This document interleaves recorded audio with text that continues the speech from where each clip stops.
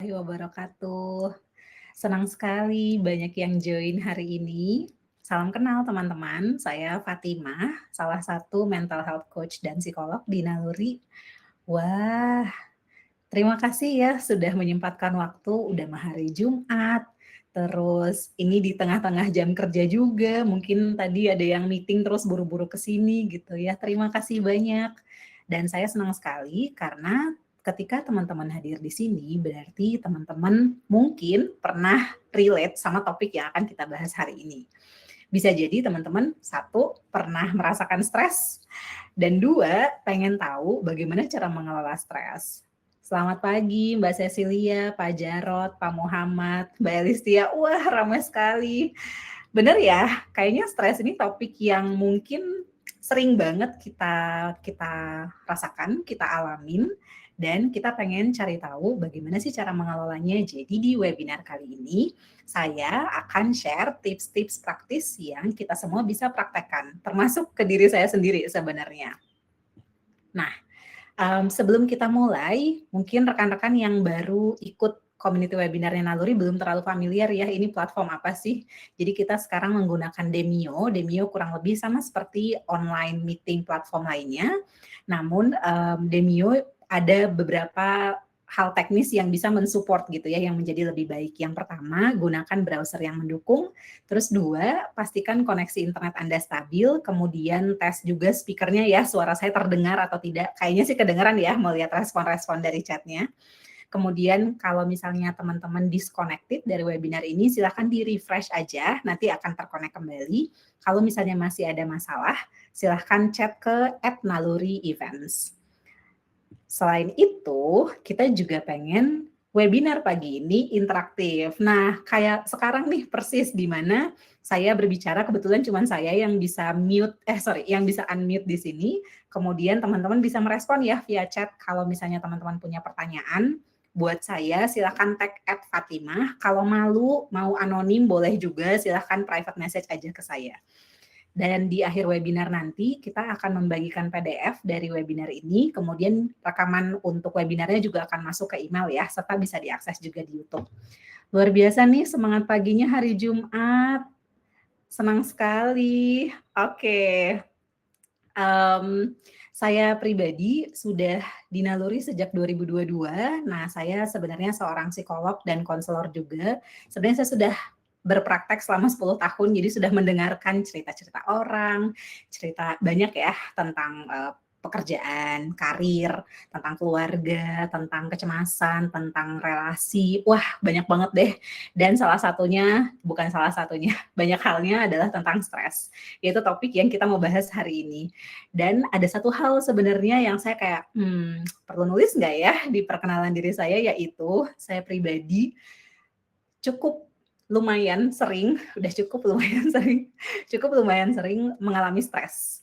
Dan saya kayak dokter sakit, dia kan bisa somehow melihat ya, oh sakitnya apa, terus bisa merasakan obat mungkin untuk dirinya sendiri. Nah sama, saya juga sama gitu. Jadi kalau saya mengenali kayak, oh karena saya bekerja full time, kalau saya udah mengenali ini tanda stres, saya berarti harus melakukan sesuatu gitu. Jadi memang cukup handy lah hal-hal yang saya ketahui, dan makanya nanti saya akan share ya hal-hal yang saya ketahui ini ke teman-teman semua. Dan ketika kita ngomongin stres, bisa jadi hal-hal yang mungkin nanti akan kita diskusikan itu menjadi pemicu.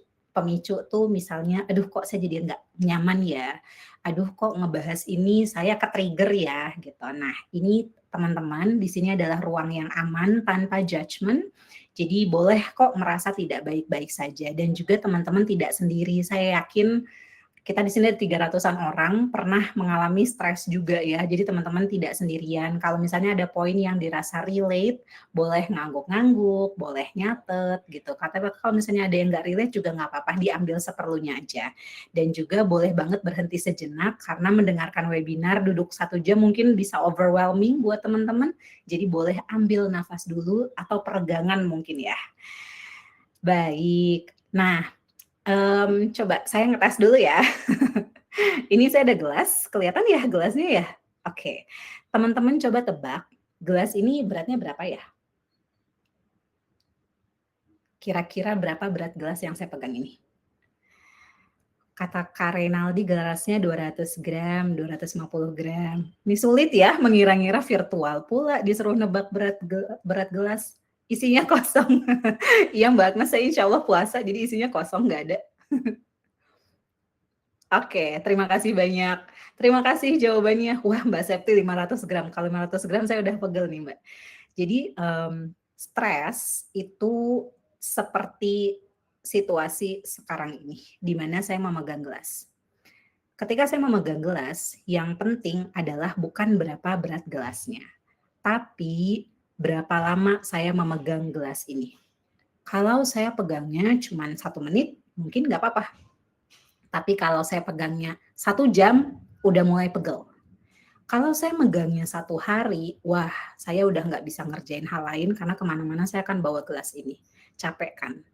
Stres itu seperti itu. Ada stres yang sifatnya sebentar aja, tapi ada juga stres yang sifatnya berkepanjangan yang mungkin membuat kita sakit, mungkin membuat kita tidak bisa berfungsi dengan normal sehari-hari. Nah, kalau udah kelamaan nih megang gelasnya, bisa sehari tadi saya bilang ya, jangankan sehari, bisa sebulan, bisa setahun, dan itu biasanya akan mengarah ke burnout. Ini topik pembahasan kita di hari ini, di mana kita akan bahas nanti stres dan burnout itu apa, contohnya gimana, terus nanti kita ada kuis kecil tentang mode stres kita, kemudian ada tips menghadapi stres dan juga ada dukungan dan sumber daya ketika teman-teman memerlukan. Siap ya, kita mulai. Saya pengen tahu dong dari skala 1 sampai 5, seberapa sering teman-teman di sini merasa stres sehari-hari? Bisa dijawab ya di pollingnya, tuh udah muncul pollingnya.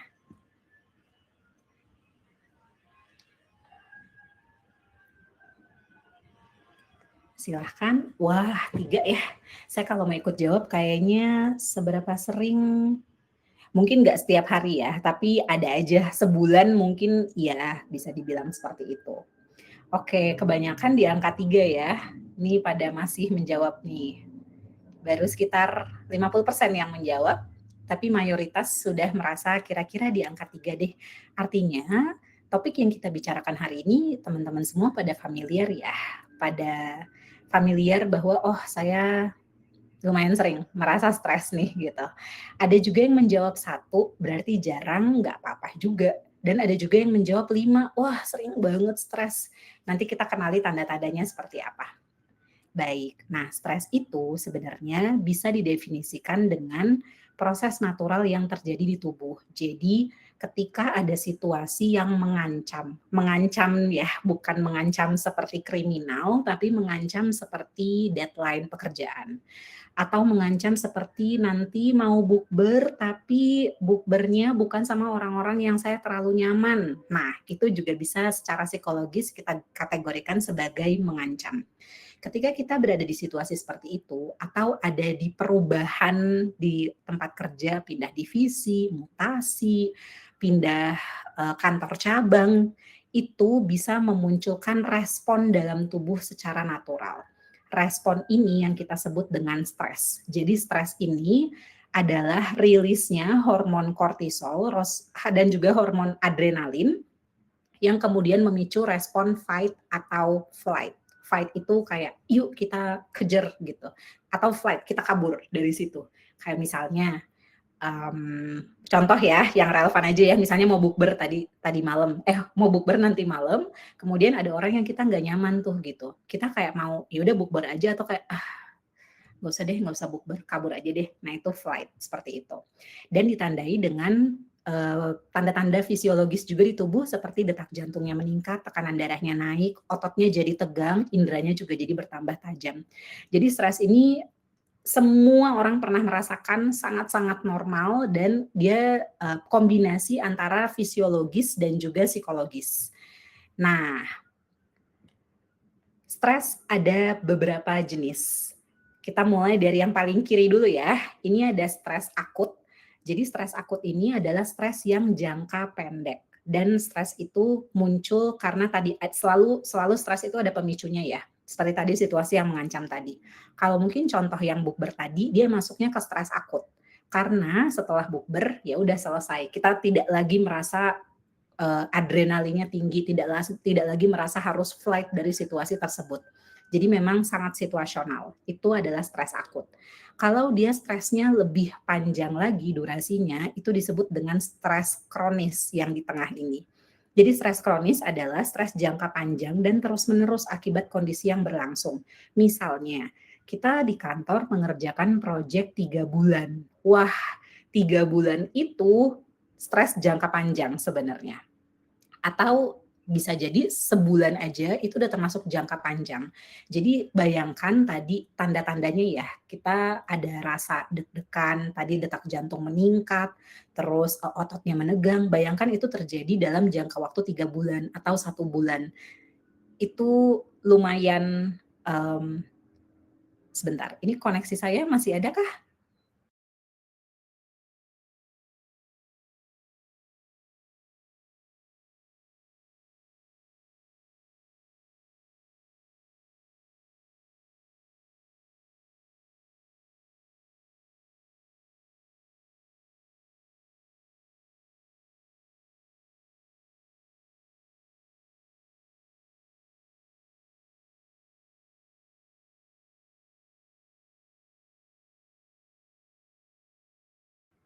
Mohon maaf, terima kasih banyak sudah menunggu. Jadi kembali lagi, stres kronis tadi adalah kita bayangkan detak jantungnya meningkat, tapi dalam jangka periode yang lama, seperti 1 bulan atau 3 bulan. Kan badannya juga capek ya, seperti itu. Ada lagi yang lebih panjang daripada stres kronis, itu disebut dengan stres berkepanjangan. Jadi kalau stres berkepanjangan ini, sudah aman ya? Eh, Suara saya terdengar atau Pak Syaiful aja? Aman ya? Oke, terima kasih. Baik. Jadi kalau stres berkepanjangan, dia itu nah ini muncul stres nih di saya karena mengancam ya koneksi, tapi stres akut aja, dia jangka pendek. Stres berkepanjangan itu adalah stres yang dia terus-menerus ditandai sama durasinya yang lebih panjang dari stres kronis dan dampaknya juga. Biasanya dampaknya ini sudah nyampe ke fisik. Kalau teman-teman pernah ke dokter, terus kemudian dokternya bilang, Mbak kurangin dong stresnya gitu. Nah, itu kan artinya stres sudah berdampak ke tubuh. Bisa jadi dalam bentuk darah tinggi, bisa jadi dalam bentuk GERD atau migrain. Itu yang disebut dengan stres berkepanjangan sebenarnya ketika dampaknya sudah melebihi itu. Dan kalau stres berkepanjangan, kembali ke gelas tadi. Jadi dia bisa sampai burnout. Kata Pak Wuryawan ada stres pas akhir bulan. Nah, stres akhir bulan ini coba deh saya mau ngajak Bapak, stres akhir bulan ini apakah stres kronis atau stres akut, Bapak? Karena biasanya hanya situasional ya di akhir bulan saja. Ini jenis stres lainnya. Jadi stres lainnya ada di kurva ini ya. Stres itu mempengaruhi performa kita juga. Jadi yang sebelah aksis Y, aksis Y-nya itu adalah performance, kemudian aksis X-nya itu adalah stimulus. Jadi stimulus ini adalah hal-hal yang pemicu tadi ya gitu. Nah, bayangkan ini mulai dari sebelah kiri dulu ya. Bayangkan saya adalah anak magang, kemudian ketika saya magang, saya nggak dikasih kerjaan sama atasan saya. Artinya stimulusnya sangat-sangat sedikit. Di sini saya mungkin akan mengalami kebosanan. Bukan stres, tapi malah bosen gitu. Kemudian kalau saya mulai dikasih kerjaan, wah oke, senang, saya jadi bisa produktif nih. Itu disebut dengan eustress atau stres baik. Stres yang oke. Karena kita sebenarnya kita butuh tekanan. Jadi stres itu tidak selalu buruk, tidak selalu jahat. Kita butuh tekanan untuk kita bisa perform. Coba deh kalau teman-teman lihat ketika ada deadline pekerjaan, mungkin kita jadi produktif ya. Oh ya selesai. Kita jadi bisa menyelesaikan suatu tugas karena ada deadline. Itu disebut dengan stres baik. Nah, stres akut dan stres akut tadi biasanya ada di periode eustress ini. Kemudian stres kronis biasanya udah mulai kebanyakan nih stresnya, stimulusnya terlalu banyak. Misalnya tadi udah ada deadline, disuruh pegang project baru, terus kemudian di rumah lagi ada masalah, wah kurvanya langsung menurun. Di sini stresnya sudah mulai memburuk dan disebut dengan distress. Jadi distress adalah stres yang buruk. Jadi kalau di atas sini stresnya baik, kalau sudah ke sana itu stresnya memburuk dan lama-lama akan burn out karena sudah kebanyakan. Jadi dampak stresnya itu bisa dua nih, satu dampak yang kerasa di badan sama dampak yang kerasa di mental kita. Jadi dampak fisiologis dan psikologis. Tadi ada yang sempat bilang biasanya kalau stres kulit saya inflamasi eksim. Nah itu salah satu dampak fisiologisnya Mbak Rizka. Jadi kalau dampak fisiologisnya itu tadi ya kembali ke respon mau fight atau mau flight, terus secara hormon adrenalin juga jantung kita lebih cepat, tekanan darah, kortisol juga muncul dan kortisol ini makanya tadi dokter bilang kayak jangan stres-stres ya karena kalau kebanyakan hormon kortisol kita bisa beresiko untuk penyakit jantung, serangan jantung bahkan stroke. Stres juga bisa menekan imunitas tubuh, bisa mengubah nafsu makan, bisa membuat tegang otot, hormon tidak seimbang makanya muncul eksim. Kemudian badan sering capek, benar Kak Elkana, badan sering capek bisa juga karena stres gitu. Jadi badan sering capek itu dampak dari stres dan kita juga jadinya sulit tidur. Sedangkan dampak psikologisnya ngaruh ke memori. Jadi kita bisa jadi sulit mengingat sesuatu atau sulit berkonsentrasi. Mentalnya mudah lelah, secara emosi kita gampang tersinggung, moodnya suka berubah-ubah gitu. Terus kita juga jadi nggak nafsu makan atau bisa jadi malah stress eating, malah makannya kebanyakan. Semua mau dimakan. Bisa jadi juga ke penggunaan zat atau penggunaan alkohol, atau kita malah menarik diri dari lingkungan, atau gejala psikosomatis. Psikosomatis adalah gabungan antara psiko dan somatis. Artinya kondisi psikologis mempengaruhi somatis itu tubuh. Tadi contohnya eksim, mah, GERD, migrain, sariawan itu juga bisa jadi tanda stres sebenarnya. Bener banget Kak Rifka, kepala pusing, biduran, terus benar biduran, sesak nafas, deg-degan itu semua bisa jadi tanda-tanda stres. Wah, banyak ya, sama banyak pertanyaannya, seneng banget. Betul, yang teman-teman rasakan bisa jadi merupakan tanda-tanda stres. Nah, tapi balik lagi, kalau stresnya mungkin stres baik ya, seperti Pak Dedi nih, Pak Dedi bilang kemarin saya mengalami stres baik. Mungkin reaksi tubuh kita tidak akan seperti itu. Mungkin reaksi-reaksi ini muncul ketika tadi sudah begini, bukan lagi kurvanya di tengah-tengah. Kalau tengah-tengah tuh masih oke, kita masih terpicu untuk perform. Namun kalau stresnya sudah ke kanan, sudah terlalu berlebihan, itu tuh muncul jerawatan, muncul eksim, biduran, mata merah, dan lain-lain. Seperti itu. Sehingga kalau teman-teman merasakan seperti itu, ini tanda bahwa oke, saya harus melakukan sesuatu supaya ini balik lagi ke sini. Kebayang ya? Nah, nanti kita akan bahas ya cara balik ke sininya gimana. Kita lanjutkan dulu. Kemudian stres itu tadi kan saya sempat share ya bahwa stres itu terjadi karena ada situasi yang mengancam. Mengancamnya itu bisa apa aja sih? Jadi mengancamnya bervariasi banget. Bisa jadi karena kita beban kerjanya berlebih atau workload-nya overwork. Ini bisa terjadi bukan cuma di karyawan kantoran ya, tapi misalnya di pasangan, istri, ibu rumah tangga itu bisa cenderung memiliki stres juga karena misalnya wah pusing terlalu banyak yang harus diurus bla bla bla bla bla, beban kerjanya berlebih. Bisa jadi juga karena dia kurang merasa punya kontrol terhadap pekerjaannya. Misalnya ada kan tipe-tipe atasan yang biasanya micromanage seperti itu. Nah, ketika micromanage, ruang kendali kita sangat kecil sehingga kita jadi merasa, aduh kok ini nggak boleh, kok itu nggak boleh. Itu juga bisa mengancam tanda kutip. Atau bisa juga kita kurang jelas dengan peran kita baik di pekerjaan maupun di rumah. Misalnya saya di kantor kok kerjaan ini dikasih ke saya ya, ini nggak sesuai job desk saya ya.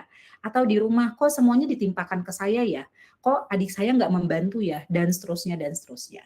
Bisa juga yang nomor 4, kurangnya work-life balance Atau yang kelima, misalnya ada teman di tempat kerja tapi hubungan kita kurang baik, atau misalnya kita mendengar kita digosipkan oleh teman-teman sekantor. Nah, itu udah pemicu yang bisa sangat wah gitu. Kemudian bisa juga karena kurangnya support dari keluarga atau kurangnya support dari atasan dan rekan kerja, atau tekanan yang terus-menerus tadi, deadline yang nggak habis-habis, atau bisa juga karena career path yang kurang jelas. Kita pengen bertumbuh, tapi career path-nya belum jelas nih di kantor seperti apa. Atau kita pengen bertumbuh tapi ternyata minat kita ke yang lain, bukan bukan di bidang yang sedang kita lakukan. Ada nggak ya peluang untuk pindah ke bagian lain? Nah, itu juga bisa memicu. Atau misalnya sumber daya kita tidak cukup, misalnya kantor baru pindah tempat. Nah, lebih jauh, belum keretanya, belum ojek online-nya, finansial juga nambah, dan banyak hal-hal pribadi lainnya yang mungkin mempengaruhi. Betul, ada yang setuju ya, Mbak Maria bilang career path tidak jelas gitu. Oke, don't panic anytime, anywhere. Benar-benar. Setuju banget ketika stres pengen teriak gitu, pengen mengeluarkan, atau kadang kayak ya udah dibawa happy aja, tapi bisa jadi sebenarnya kalau ngebawa happy aja masih terpendam ya rasanya. Nah, itu yang mungkin kita perlu wadah yang aman untuk mengeluarkan itu. Kalau lagi-lagi tadi stresnya dari good stress ke bad stress, yang di stres tadi, kalau kelamaan di stres berkepanjangan atau stres buruk, itu bisa jadi burnout. Jadi bayangin tadi saya pegang gelas bukan cuma 1 hari, pegang gelas satu bulan. Wah, ini capek banget sih, saya bisa sakit, tangan saya bisa kaku, kemudian saya bisa tidak perform mengerjakan hal-hal lain. Sehingga penting juga untuk tahu batasnya, di mana sih ketika stres berkepanjangan itu sudah menjadi burnout. Nah, kalau stres, saya izin kembali lagi ya, stres kronis dan stres berkepanjangan, kalau kita tahu mengelolanya, itu bisa kembali lagi menjadi stres yang baik. Namun, kalau sudah sampai di burnout, ini biasanya sulit dikelola sendirian. Karena burnout ini periode stres yang sangat berkepanjangan sehingga bisa jadi kita butuh bantuan profesional. Contoh-contoh burnout itu, ciri-ciri burnout itu ada 3. Yang pertama, kita lelah secara emosi. Jadi lelah fisik, lelah batin juga. Misalnya sudah dalam kondisi stres berkepanjangan 1 tahun, kemudian kita memutuskan untuk ke Bali, ceritanya mau healing. Tapi dari Bali kembali lagi bekerja ke kantor, stresnya nggak hilang, burnout-nya nggak hilang, keletihannya masih berasa. Atau terus-menerus di bawah tekanan, terus ada long weekend 4 hari. Kita pikir, oh 4 hari cukup deh buat istirahat. Ternyata enggak. Itu biasanya udah menunjukkan tanda burnout, di mana kita merasa lelah banget secara emosi, kita jadi sulit bangun tidur, udah tidur banyak rasanya tidurnya nggak cukup-cukup, udah beristirahat tapi rasanya masih capek, gitu. Kemudian yang kedua, ciri yang kedua adalah dari sisi sikap kita ke orang lain atau sikap kita ke pekerjaan.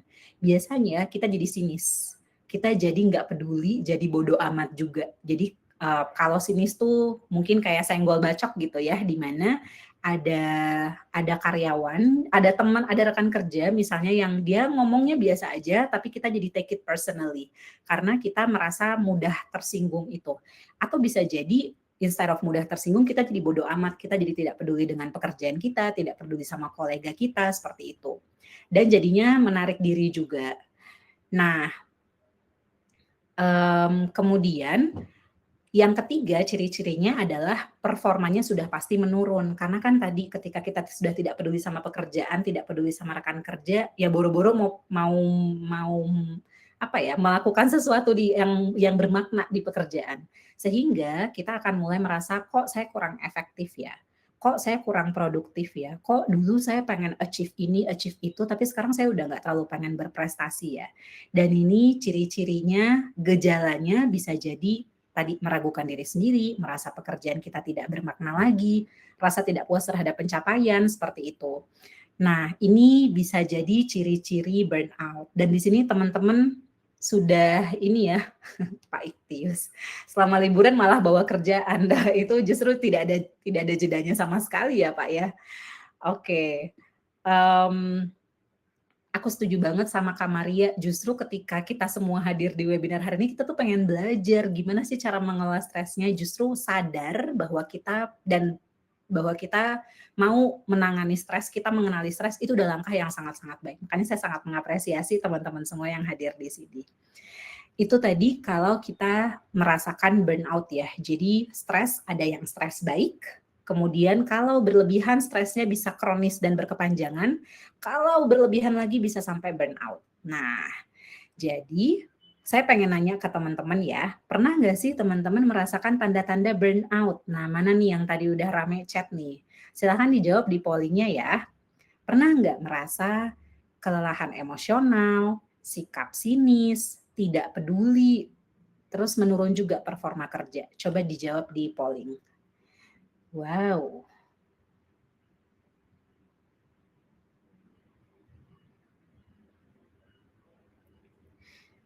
ayo yang belum menjawab ditunggu. Nah, kalau saya pribadi pertanyaan ini saya pernah pasti di masa lalu. Tahun lalu kayaknya tahun burnout saya. Tapi alhamdulillah sekarang aman ya, baru bulan Maret nih. Nggak tahu nanti ke belakang bagaimana, tapi memang justru maintenance ini diperlukan untuk mencegah supaya tidak burnout. Namun menariknya dari hasil polling, banyak banget teman-teman yang bilang, iya baru-baru ini. Justru mayoritas ya, tapi beda tipis sama iya pernah di masa lalu. Ini baru Maret ya, teman-teman, bisa jadi mungkin apa yang teman-teman alamin di kantor saat ini, mungkin sudah mulai terasa nih bebannya di teman-teman, beratnya di teman-teman sudah mulai terasa. Kita coba lihat contoh yuk. Jadi saya mau ngajak teman-teman kenalan sama Emily. Emily ini dia adalah seorang manajer marketing, usianya 35 tahun, perempuan. Dia sekarang sedang bekerja di perusahaan teknologi berskala sedang. Dan Emily sudah bekerja selama 5 tahun. Jadi selama 4 tahun awal, Emily itu terkenal banget, dia tuh berdedikasi tinggi, kreativitas dan etos kerjanya kuat, motivasinya tinggi, pokoknya bekerjanya sangat baik lah gitu. Nah, setelah tahun keempat,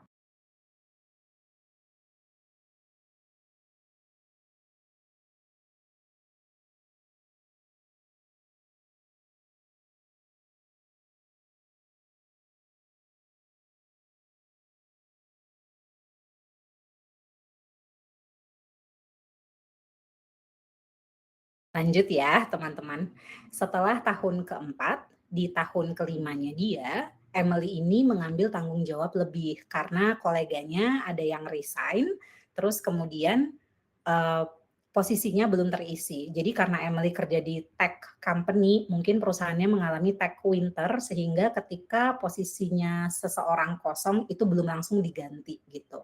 Karena posisinya kosong, Emily jadinya masuklah, dia ngambil tanggung jawab ekstra di situ. Di mana Emily jadinya memimpin tim beranggotakan 5 orang, dia juga menghadapi tekanan project, deadline-nya juga sangat-sangat tinggi dan sayangnya dari atasan kurang banyak dukungannya gitu. Yang Emily rasakan kira-kira ini udah teman-teman tebak ya, udah stres atau udah masuk ke burnout nih, Emily?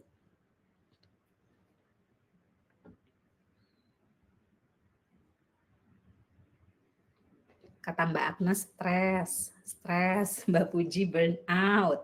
Oke, Emily merasakan seperti ini 1 tahun loh. Nah, ternyata stres berkepanjangan ini pada Emily sudah berubah menjadi burnout. Di mana Emily merasa satu, capek banget setiap hari. Terus dia juga jadi sulit memotivasi diri. Tanpa disadarin, Emily juga jadi sinis ke pekerjaannya, gak nyambung juga sama timnya, disconnect dia sama timnya. Kemudian Emily mulai meragukan kemampuannya, bisa nggak sih saya memimpin gitu. Emily juga merasa dia nggak efektif lagi padahal dia sudah berusaha. Selain itu, Emily juga ngerasa performanya menurun. Dia merasa, saya udah berusaha keras tapi kok saya tidak mencapai sesuatu yang bermakna ya. Produktivitas saya juga menurun, saya juga overwhelmed. Saya saya mengambil alih memimpin tim ini, tapi kok saya ragu ya, saya bisa memimpin dengan baik apa enggak ya? Dan ditambah menarik diri. Jadi semua kepercayaan dirinya dia turun, semua kepercayaan dirinya dia juga turun. Kepuasan kerjanya dia juga turun. Lama-lama Emily bisa potensi resign dari tempat kerja. Betul, bisa jadi ada potensi ke sana, namun in this economy bisa jadi juga Emily bertahan. Tapi kan kasihan ya bertahan dalam kondisi seperti ini. Saya pengen nanya deh ke teman-teman. Oh, Emily juga ngerasain ini nih. Dampak profesionalnya, dia performa kerjanya nurun, dia missing deadlines. Bukan cuman semangatnya Emily yang turun, semangat timnya juga turun yang 5 orang tadi. Kemudian dia secara pribadi, dia menarik diri dari aktivitas sosial yang mungkin tadinya orangnya senang senang jalan pagi atau senang ngumpul bareng temennya, jadi berkurang. Hubungan dia sama orang lain juga makin renggang, kemudian muncul isu kesehatan, insomnia dan lain-lain gitu. Emily ini case anonim ya, bukan mendeskripsikan teman-teman yang ada di sini. Tapi pertanyaan yang menarik sih Kak Enji. Nah, saya pengen nanya, ada nggak teman-teman di sini yang pernah merasa seperti Emily? Coba kita jawab lagi di poll-nya.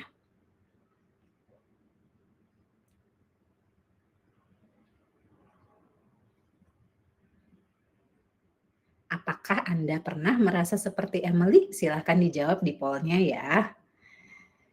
Wah, kayaknya case saya mirip banget nih sama case-nya Emily. Tapi Emily hebat ya, dia mungkin karena 4 tahun pertamanya begitu optimal, jadi Emily masih bertahan, bisa jadi. Ada yang sedang mengalami, tidak apa-apa. Terima kasih sudah berbagi, sudah jujur. Oh, pernah seperti Emily di masa lalu. Baik. Oke. Terima kasih teman-teman sudah jujur, sudah mau mengakui ya, ternyata saya relate sama case-nya Emily. Ternyata saya memilih untuk tetap berada di sini gitu dan mencoba mengelola. Karena biasanya ini sedikit share ya, karena tadi ada yang bahas tentang resign. Berarti kalau misalnya kita resign, apakah menjawab burnout-nya selesai? Bisa jadi tidak, belum tentu. Karena bagaimana kalau misalnya dia resign, terus stres lain muncul, misalnya stres finansial. Atau bisa jadi dia udah dapat pekerjaan baru, tapi ternyata di tempat barunya mungkin ada stres lain dari stres yang dia rasakan di perusahaan yang sekarang gitu.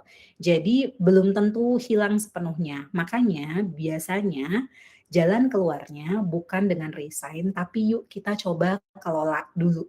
Seperti itu, biar ketika kita pun misalnya pun memilih untuk resign, setidaknya kita resign dalam kondisi yang baik. Kalau dalam kondisinya Emily kan tadi dia udah nggak peduli sama timnya, dia udah menarik diri dari lingkungan, kalau dia resign ya tidak akan ada silaturahmi yang baik ya sama teman-temannya ini. Nah, makanya sebaiknya mengelola dulu, pulih dulu, kemudian mengambil keputusan besar seperti resign dengan pikiran yang lebih matang. Apakah ada absensi? Nggak ada Pak Satrio. Justru di sini kita hadir untuk belajar ya. Baik, nah sekarang kita coba kenali yuk supaya kita tahu bagaimana cara mengelola stresnya dan burnout-nya. Kita kerjakan kuis sederhana. Teman-teman punya pulpen atau kertas? Kalau nggak punya bisa dicatat di HP aja ya.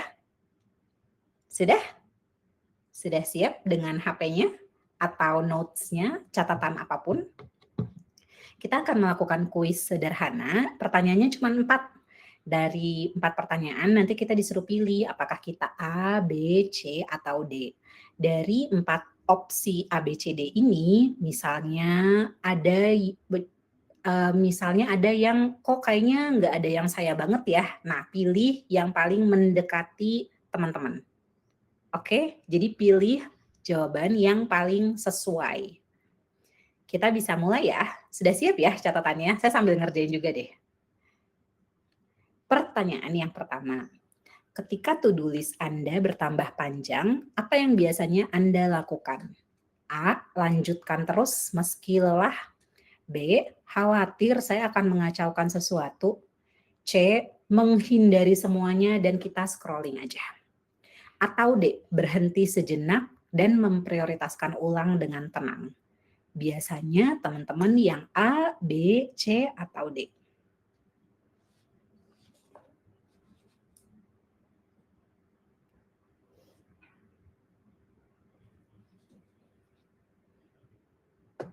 Tidak ada pilihan makan coklat, Kareni. Pilih yang paling mendekati.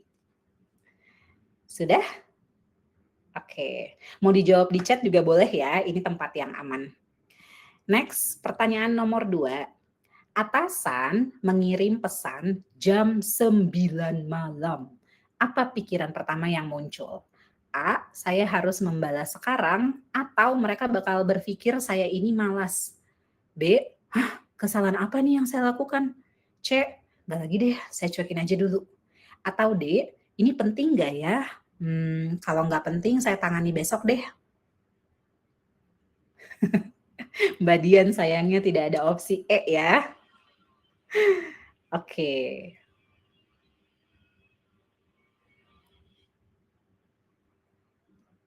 Sudah? Nomor 2? Rame ya. Belum tentu A, belum tentu tipe penjilat. Ini tidak untuk diinterpretasikan dulu ya teman-teman. Ini dijawab apa adanya aja. Baik, kita lanjut ya. Pertanyaan nomor 3. Apa kebiasaan stres Anda? A. Terlalu banyak berjanji dan akhirnya burnout. B.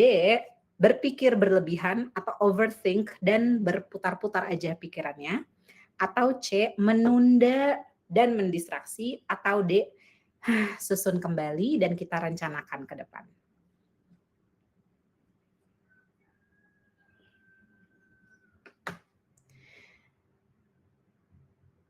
Oke, pada kreatif ya.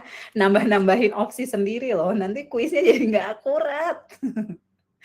Oke, baik ya. Kita lanjut pertanyaan terakhir. Apa yang membantu Anda menghadapi stres?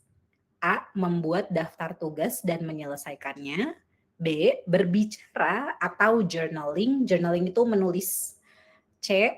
Lari ke hobi atau gadget. D. Jalan kaki atau istirahat atau melakukan rutinitas sederhana.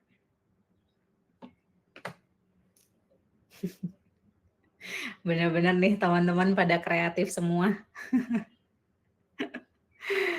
Oke, baik. Kita sekarang cek hasilnya ya. Sudah ya, tadi sudah pada menjawab. Pada ingat nggak jawabannya? Tadi saya minta tolong untuk dicatat loh. Oke, nah ingat jawabannya. Coba dicek dari 4 soal tadi. Mana jawaban yang sering muncul? Apakah A, atau B, atau C, atau D? Oke, nah ini hasilnya. Saya ternyata yang dari 4 saya tuh muncul 2 A sama D kalau saya. Teman-teman tadi ada yang dominan di C, ada 4-4-nya D, ada yang A, ada yang C, beda-beda ya. Oke, nah sekarang kita coba cek nih hasilnya seperti apa. Kalau yang kebanyakan A atau setengah-setengah ada di A dan ada di opsi lain, kita bisa jadi adalah the driver. Jadi sebagai the driver, kita melewati stres dengan kemauan diri yang kuat. Ayo gas, tapi forsir diri, capek, kecapean. Karena orang-orang A, mereka cenderung gercep, ayo gas, tapi kemudian tidak memprioritaskan kesehatan diri sendiri. Kayak tadi misalnya kalau bos chat jam 9 malam harus merespon. Gitu. Nah itu teman-teman the driver. Saya pribadi mengaku saya yang the driver. Bapak Rahmani, kalau tidak ada yang sama bagaimana? Silahkan didengar dulu penjelasannya ya Pak, siapa tahu ada yang cocok dari penjelasannya. Kemudian siapa yang dominannya di B? Teman-teman B ini adalah mereka yang the deep diver. Jadi teman-teman B ketika ada stres mereka memprosesnya dengan berpikir mendalam. Bisa jadi saking dalamnya malah jadinya overthinking. Karena semuanya ada di sini jadinya numpuk dan ini dampaknya bisa jadi susah tidur. Atau bisa jadi besoknya ternyata pikiran yang numpuk kemarin belum dirilis gitu ya, sehingga masih terus jadinya numpuk seperti itu. Atau kita coba teman-teman ada yang dominan di C. Nah, C ini mereka kita sebut dengan the procrastinator. Jadi orang-orang yang C biasanya mengelola stres dengan bentar-bentar, tunda dulu. Saya mau scrolling dulu deh. Atau saya mau ngerjain yang lain dulu deh gitu. Jadi mereka menunda dulu kemudian baru perlahan mengejar. Atau kebanyakan ada yang opsi D kebanyakan kita sebut mereka sebagai the steady navigator. Anda mengelola stres dengan tenang, dengan berstrategi. Seperti itu. Nah, ini kalau dilihat A, B, C, D, of course paling ideal kelihatannya adalah D. Seperti itu. Namun, kalau kita mengejar, gimana ya supaya saya jadi D gitu. Mungkin akan agak sulit karena jauh ya. Jadi saya mau ngajak teman-teman untuk yuk kita fokus di kita, tipenya apa, dan kita memulai bikin strategi sesuai tipe kita sendiri. Jadi jangan keikut, aduh D ideal ya udah harus D, nggak gitu. Tapi kita melakukan berangkat dari style kita dulu, berangkat dari mode stres kita dulu. Oke? Misalnya saya A nih, jadi ya udah saya fokus dengan bagaimana saya membangun kemampuan saya di A supaya saya bisa mengelola stres, bukan bagaimana saya harus menjadi D gitu ya. Kalau C ada indikasi ADHD nggak sih? Belum tentu. Mari kita tidak self diagnose ya. Belum tentu. Jadi ADHD itu dia neurodevelopmental disorder, artinya gangguan yang berkembang dari kita kecil. Jadi kalau misalnya dulu kita bisa sekolah dengan baik, bisa menerima ilmu dengan baik, bisa belajar dengan baik, tidak ada indikasi ADHD berarti. Oke, kita mulai ya dari A dulu nih, tim A, tim saya, karena saya A. Oke, A, the driver, kuncinya adalah jadwalkan. Jadi sebagai A, karena kan kalau A cenderung oke gas, ayo yes man gitu ya. Nah sebagai A kita perlu tahu nih, wah ternyata di piring kita sudah banyak sekali bebannya ya. Jadi kita perlu ngeblok waktu. Ini blok waktu ini untuk tugas ini, waktu ini untuk tugas ini, seperti itu. Karena kalau nggak kayak gitu, kita akan kewalahan. Kalau saya pribadi, tipe yang menggunakan Google Calendar, jadi saya tahu jadwal saya udah kelihatan di situ. Ketika ada tugas baru, saya ngeliat lagi, nggak bisa masuk, udah sesak banget minggu ini jadwalnya. Jadi saya juga belajar untuk berkata tidak. Kalau saya punya tim, saya bisa mendelegasikan tugas. Tapi latihan berkata tidak, by the way saya dulu sebelum belajar psikologi, saya adalah people pleaser. Jadi dulu saya yes man banget. Diri saya nomor sekian. Nah, jadi saya opsinya untuk teman-teman yang masih sungkan berkata tidak, bisa coba seperti ini. Jadi instead of, aduh maaf mas nggak bisa, kita bisa bilang, maaf banget saya nggak bisa di 2 minggu ini. Bagaimana kalau di 2 minggu lagi? Atau saya nggak bisa tugas yang ini, bagaimana kalau saya membantu di tugas yang sana? Jadi penolakan itu bukan menolak mentah-mentah, tapi kita bernegosiasi. Nah, teman-teman bisa menggunakan tips tersebut ya, karena saya pribadi pernah merasakan. Kemudian yang berikutnya adalah karena tipe driver adalah gas terus, kita jadi lupa sama diri kita sendiri ternyata butuh istirahat. Jadi istirahat ini juga harus dijadwalkan. Saya juga jujur ngejadwalin weekend saya, karena kalau nggak kayak gitu akan mudah untuk ayo kerja di weekend gitu, kayak wah tidak, harus belajar menjadwalkan ya teman-teman driver. Kita lanjut ya ke yang berikutnya, ada deep diver. Nah, deep diver ini tetaplah membumi karena semuanya ada di sini. Jadi teman-teman deep diver, ayo kita belajar mindfulness. Mindfulness itu melakukan satu hal di satu waktu. Misalnya makan, ya udah makan aja, nikmatin tuh tekstur makanannya, nikmatin rasanya gimana, bukan makan sambil nonton. Nah, itu contohnya. Jadi itu sebenarnya teknik mindfulness ini untuk membantu grounding juga supaya tidak ada di sini terus, tapi yuk fokus ke makanannya, jangan fokus di pikirannya atau jangan fokus di aktivitas yang lain. Atau daripada dibiarin numpuk di sini, dicatat aja. Bisa nyatet di HP, bisa juga nyatet di buku journaling. Kemudian yang bisa dipraktekkan lagi adalah latihan pernafasan. Yuk kita coba yuk. Nah, 4, 7, 8. Coba ya, sekali satu putaran aja. Jadi kalau lagi penuh banget di kepala, yuk kita atur nafas. Kita tarik, tahan, buang perlahan.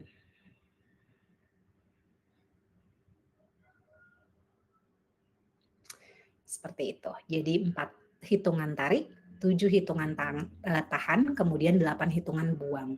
Kenapa kok buangnya lebih lama? Karena semakin kita membuang nafas lebih lama, semakin tenang diri kita dibuatnya gitu. Jadi kembali lagi stres kan tadi detak jantung meningkat, nafas pendek-pendek gitu ya. Nah, kita coba tenangkan diri melalui ini.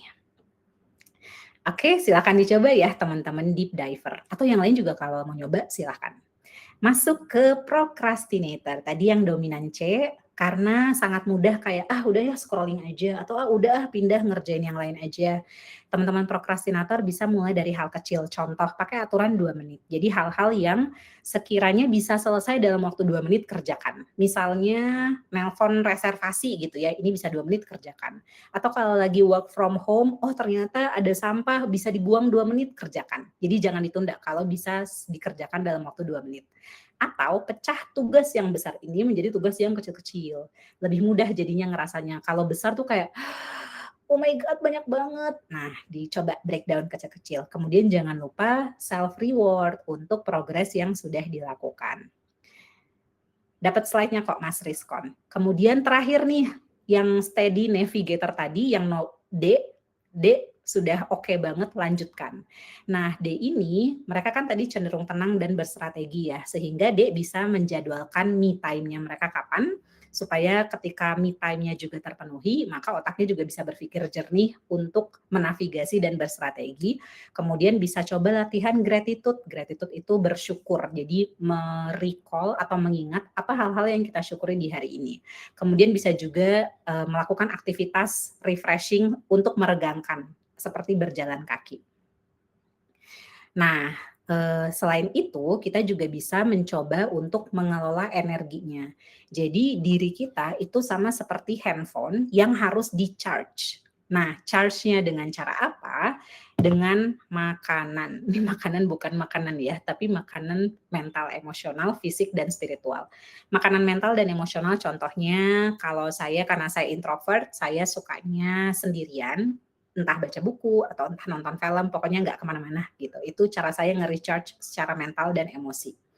Bernafas tadi, latihan nafas yang 478 itu juga sama ya, untuk bisa nge-recharge emosional juga.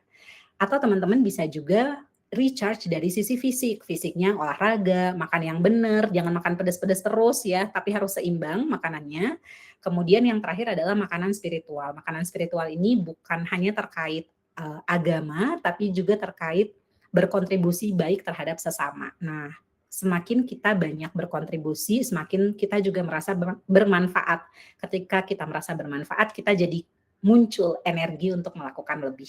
Jadi yuk kita kelola energinya.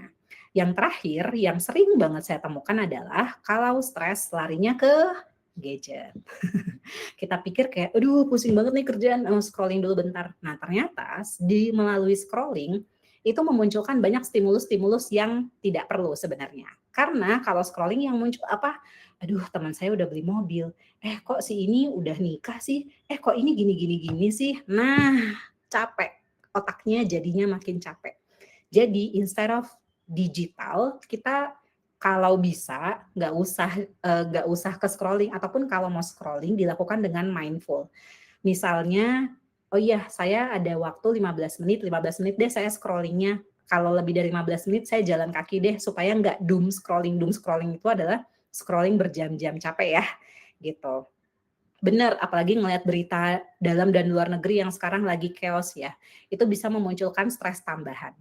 Nah, sehingga teman-teman bisa menggunakan cara-cara ini yang tadi sebenarnya sudah kita bahas. Kalau misalnya teman-teman perlu bantuan lebih di Naluri, kita ada dukungan dan sumber daya lain. Teman-teman bisa jadwalin konsultasi one on one sama psikolog dengan saya bisa, tapi di Naluri ada banyak psikolog lain juga. Kemudian bisa juga chat. Saya juga ada di aplikasi Naluri by the way. Jadi bisa chat juga dengan para psikolog atau mental health coach yang ada di Naluri. Atau kalau tadi ada yang stress eating ya. Nah, stress eating tuh bisa banget chat sama dietitian di sini. Kemudian mari kita terhubung di sosial media juga. Oke. Sudah tadi banyak banget pertanyaannya. Ayo. Saya tadi mau scroll ke atas kayaknya udah banyak banget deh chatnya. Sambil ya, kita sambil chat. Teman-teman boleh bertanya, silahkan.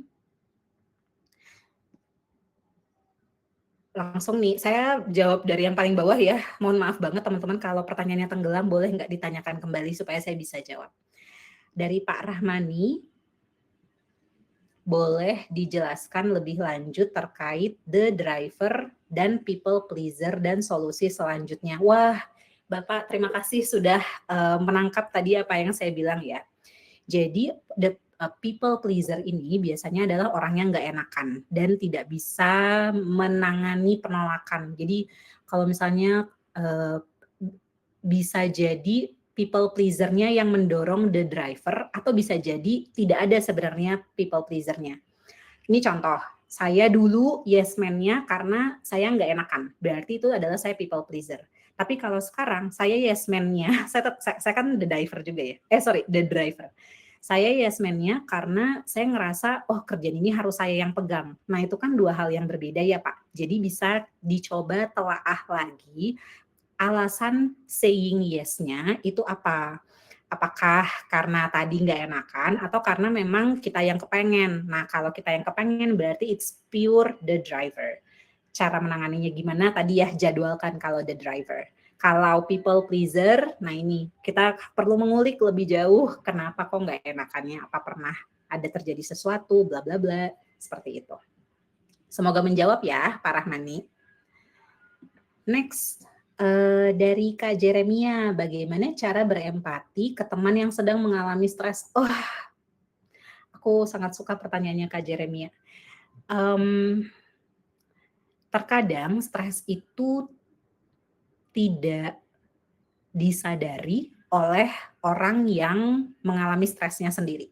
Jadi justru orang-orang sekitar yang lihat. Misalnya, kok belakangan ini menarik diri ya dari lingkungan, atau kok belakangan ini diajak ngobrol tapi sensitif terus ya. Nah, jadi cara berempatinya adalah satu, memperhatikan ada perubahan gak ya di dirinya dia. Dia kayak orang yang biasanya enggak ya. Kalau menurutnya Kak Jeremia, yang bersangkutan ini ternyata menunjukkan tanda-tanda stres kayak yang tadi udah kita bahas, bisa diajak ngobrol.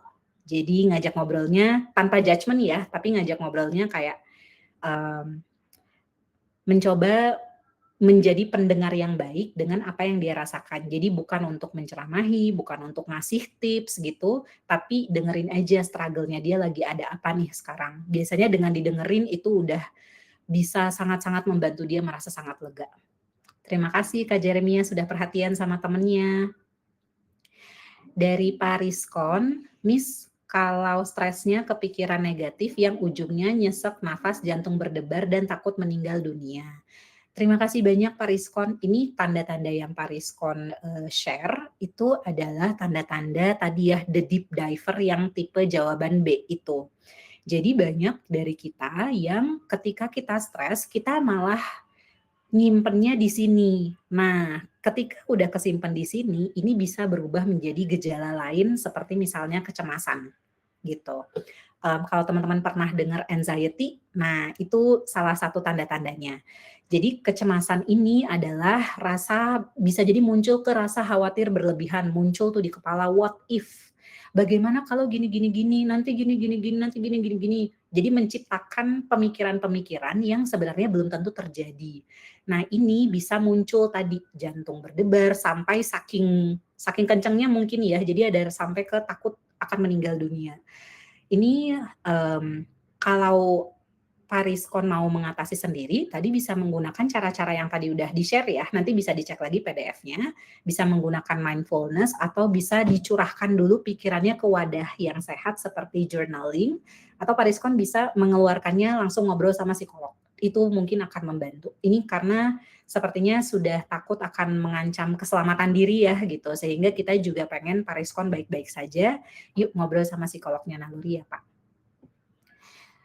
Memang meskipun sudah lewat masa stresnya itu bisa saja terjadi. Jadi bisa jadi ini dampaknya yang terlambat kita rasakan. Itu bisa banget terjadi Pak Rizkon. Nah, ini kan kita nggak pengen berlarut-larut ya.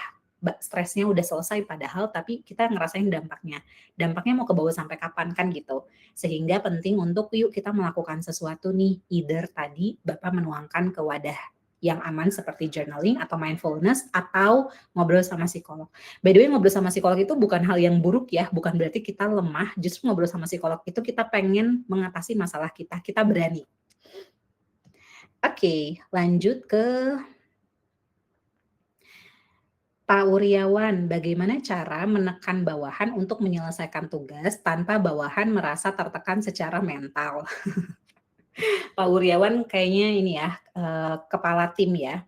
Jadi ketika kita ini saya kebetulan punya tim juga, jadi mungkin saya menjawab dari pengalaman pribadi aja ya, Pak. Tugas itu kalau di kantor kan banyak banget. Nah, cara saya untuk delegasi tugas biasanya bukan dengan kamu ngerjain A, kamu ngerjain B ya. Tapi saya biasanya mulai dengan saya nanya dulu, kamu kerjaan kamu sekarang gimana? Kamu punya kapasitas nggak ya untuk ngerjain hal-hal lain? Atau saya ngelihat jadwal kamu udah lumayan padat, kira-kira kalau saya ngasih tugas baru bisa dikerjakan di kapan ya gitu. Itu yang pertama dulu. Jadi yang pertama cek capacity. Kedua, dengarkan. Ini yang sering atasan lupa. Kita kadang merasa POV kita doang yang benar, tapi kita nggak ngedengerin POV dari tim kita seperti apa. Jadi dengerin juga tuh misalnya, aduh Pak, saya nggak bisa nih karena saya gini. Oke, nggak apa-apa. Kira-kira ada ide nggak ya siapa yang bisa ngerjain ini? Nah, jadi yang ketiga penyelesaian tugasnya, delegasinya bisa jadi bersama-sama misalnya minta rekomendasi, kira-kira siapa yang bisa ngerjain ini ya?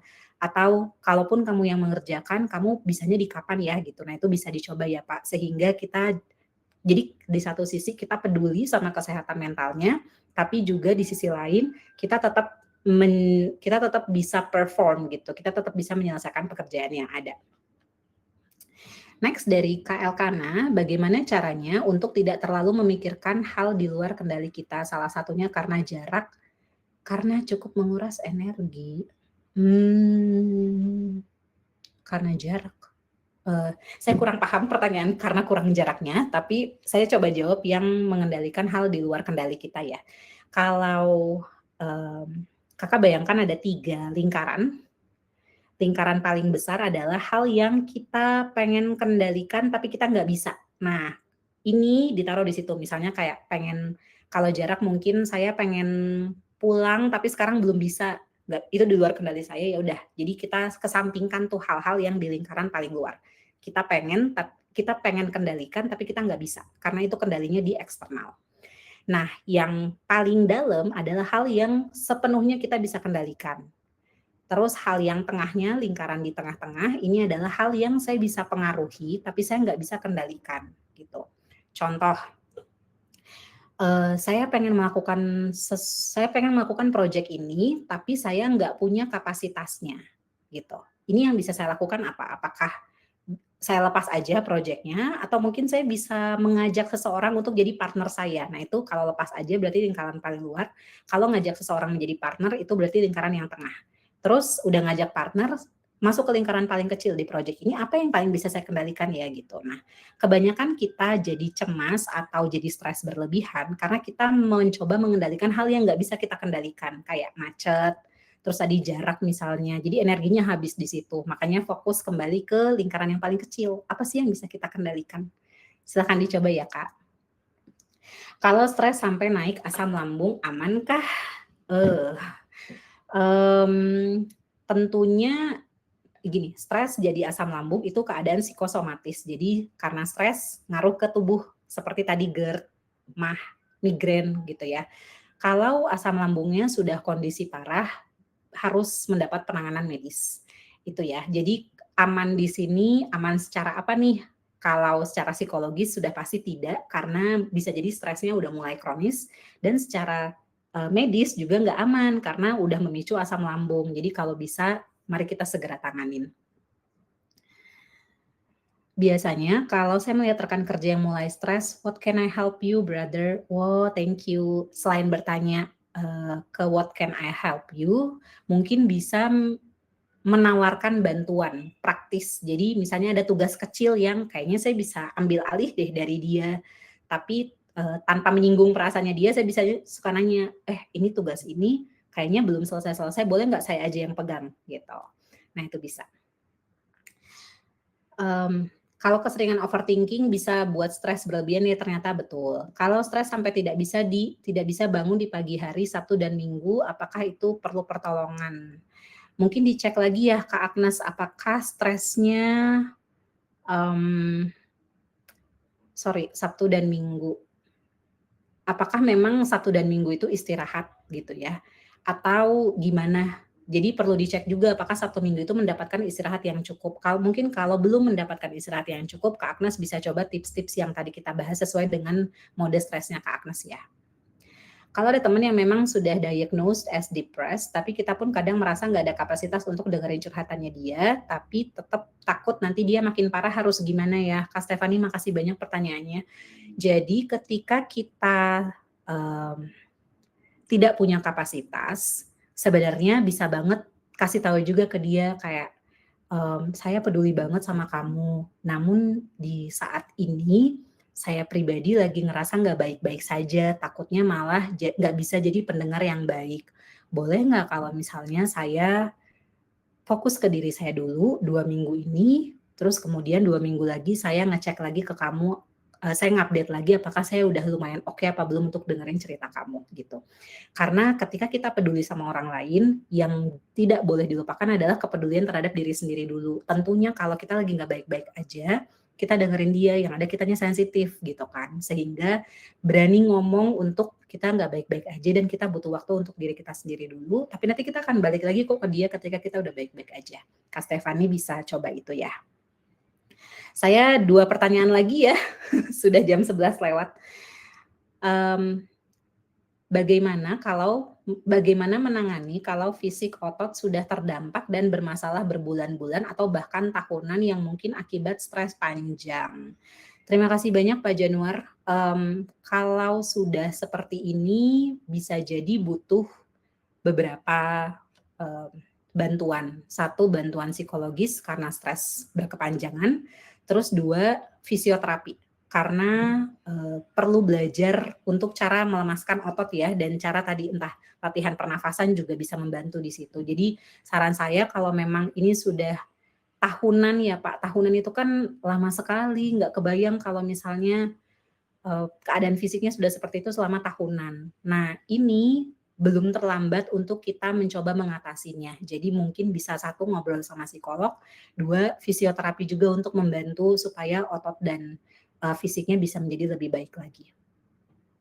Terakhir dari Kak Destiana, "Kak, bagaimana jika kita merasa burnout lalu cerita ke teman namun malah merasa seperti di-judge? Apakah perlu selektif dalam menceritakan masalah ke teman atau orang lain?"